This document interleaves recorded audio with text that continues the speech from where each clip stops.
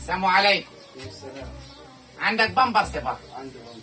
انا سمعت انك انت بتبيع اقل من السوق ب5 جنيه، مش كده؟ ايوه طبعا. ماشي. يا عم انت الحين لا. ليه حكي يا ابني؟ في حاجه يعني؟ لا ما فيش، اجيب لك بقى. ماشي. عاوز ماسكه. ماس كام؟ هي بقت بالمقاسات دلوقتي؟ ايوه. وعيل صغير كده وبيجري في الشارع. عنده كم سنه طيب؟ بيجري يا دوب بينقل. بيلبس كام ده؟ بس 3. ماشي، هات لي 3. دي مقاس 3 دي؟ ايوه. امال عمك مفتاح يلبس كام يا ابني؟ مع 6. 6؟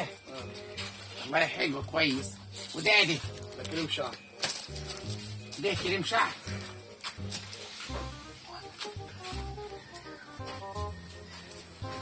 دي العليب دي. ده مزيل عرق. كل حاجة في الشعر عندك هنا يا ابني والله. دي غذاء ملكات. لا عارف عمك مفتاح بيدور على غذاء الملكات ده من امتى يا احمد؟ من زمان. كم بطال. ايه خلاص يا عم انا. ده بتاهي اللي هو بيتكتل. لا ده مناديل مبلل. مناديل مبلله. خد يا عم. شوف الحرام في حساب البامبرز. اولا ما تغلطش في الحرام. لا ما تزعلان لا. اوعى تغلط في الحرام. ليه بقى؟ لا. لانه الدكتور اللي بيعالجك عايزك تتمرض عشان يعالجك وياخد فلوس عليك. المحامي دي اللي معلق يافطة عوضي، ها؟